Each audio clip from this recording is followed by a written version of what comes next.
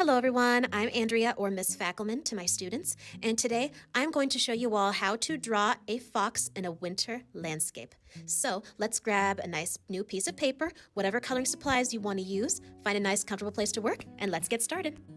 Let's start by drawing our fox's face. The overall shape of our fox's face is going to look like the letter V. Try not to make your V so big that it takes over your entire paper, because then you won't have a whole lot of room for your body or the tail. So let's make a letter V that's maybe about this size up here. Draw a nice V right here. There we go. Now that's going to be the shape of the face, but now we need to draw some upside down V's on either side to make ears. If you want to make them look a little more like ears, let's draw a tiny triangle to make the inside of the ears.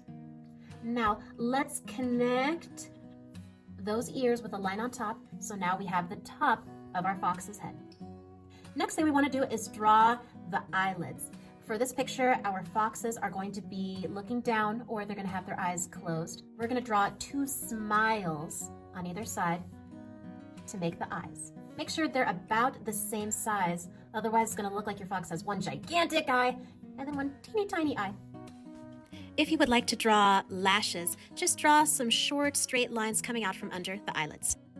Now we need to draw a line at the bottom of our V and then color the area underneath it black to make a nose. If when you're coloring your fox later on, you want the nose to be pink or blue instead of black, go right ahead. Just remember that you want to color the bottom of the V to make the nose for your fox. Now we need to draw the body. Remember, there needs to be enough space at the bottom of your paper to make the tail. So I'm going to draw the letter D. I'm going to draw a straight line that doesn't come from right under the nose. It's going to be kind of off to the side. Draw a straight line, but stop so you have enough space for your tail underneath.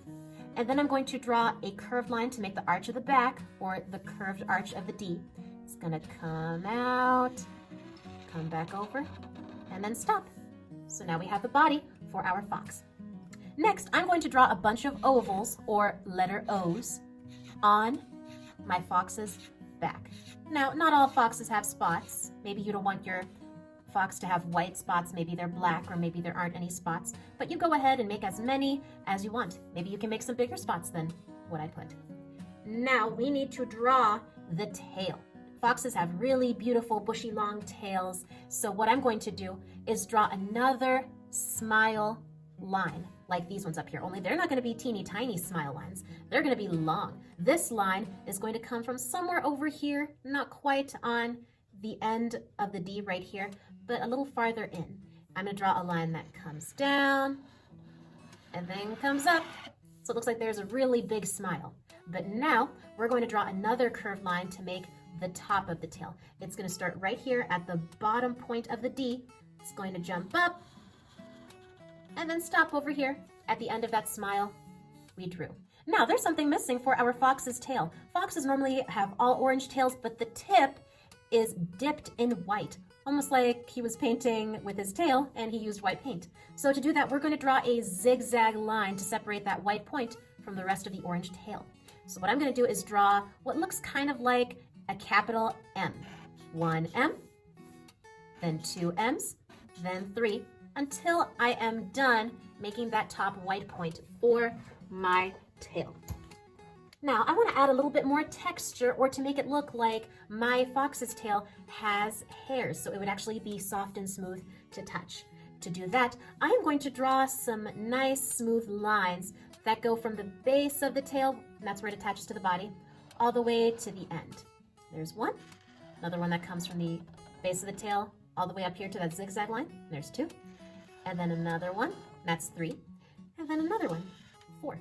If you want to make some smaller, shorter lines in between, you absolutely can. It's whatever you think looks best on your fox. I'm going to keep my fox looking simple, but if any of you want to accessorize your foxes, give them a nice funky little hat or a bow or a crown on top, you go right ahead. I'm just showing you the basics so that you know what you need to do, but then you can always do other things to make your foxes look unique. When I'm coloring, I'm gonna make my fox orange, but if you wanna make your fox blue or pink or purple, go right ahead. Now, I wanna make a nice winter background for my fox. So I'm gonna make some snowy hills in the background by drawing a wavy line that starts from somewhere off the left side of my paper. I'm gonna draw a line that comes up, then it's gonna dip down, then comes back up, and then whoop, disappears behind my fox. And then it's gonna make an imaginary line that goes down, whoop, and then there's another hill, then it comes back, and then whoop, it disappears off the side of my paper. So now we have some pretty white snowy hills for our foxes to be sitting in. Now I want to make it look a little more sparkly like snow. So what I'm going to do is draw a bunch of X's. Let's see how many I drew here. 1, 2, 3, 4, 5, 6, 7, 8, 9, 10. Ooh, I made exactly 10. Do these look like sparkles? No, they don't, but that's because we're not finished. I'm going to draw another line that goes right through the middle of my X. Now it looks like a sparkle. And I'm going to do the same thing with all of these other X's that I made and draw another line that goes straight through the middle. Okay, now it looks like pretty sparkling snow under my fox. I want to make it look like it's daytime or nighttime. Now, just for this demonstration, I'm going to show you how to draw both a sun and a moon. You can choose whichever one you want, or you could do both. It's absolutely up to you. So here's what I'm going to do. I'm going to draw a big letter C on one side of my sky. Does it look like a moon? No. What if I draw another letter C inside it? Now it looks like a crescent moon. So there's my moon. Just to separate the nighttime sky from the daytime sky, I'm going to draw a wavy line down the middle of my sky. I didn't draw it all the way down, but let's just imagine that it's back here behind my fox's head, and I don't want to draw any extra lines in my fox head right now. So now I want to draw a sun. To draw the sun, I'm going to draw a circle. Make it as big or as small as you want it to be. There we go. Now I'm going to draw some straight lines that come out from around my sun. You can draw maybe 6 lines or 7 coming out, or if you want to draw lots and lots of lines that stretch all across the sky because it's that bright, you go right ahead and do that. But I'm just going to draw a few lines coming out from around my sun. Those are the sun rays. So I've finished my sky, I've got my fox ready, and I've got some pretty sparkling snow. The next thing we want to do is color. I'm going to take this red-orange crayon right here, and I'm going to color orange in the face, around the ears, around the back, around the back. Make sure I don't get over those spots because I want to leave those spots white, and also over the part of the tail that is orange. All right, did I do a good job?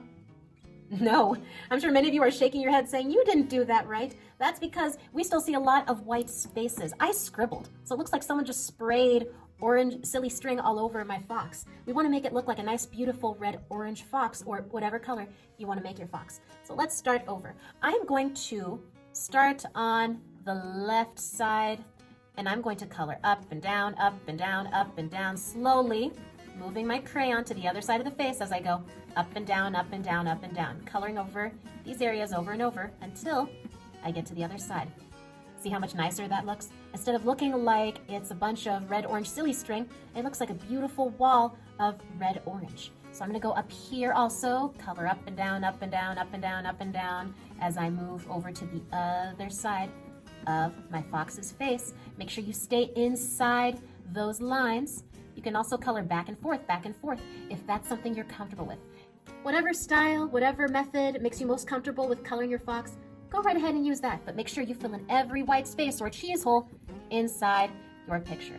Now, if you're worried about coloring in the snow, don't worry about that. If you want it to be snow, just leave it white. Unless you want it to be springtime and you want the snow to be grass, go ahead and color that green. It's absolutely your choice. Just remember to color up and down or side to side and really make sure that those lines stack on top of each other like pancakes. Now you pick whatever colors you want to use for your fox pictures. Make sure you're sitting in a nice comfortable place because we're going to spend some time coloring, and let's finish our fox drawing.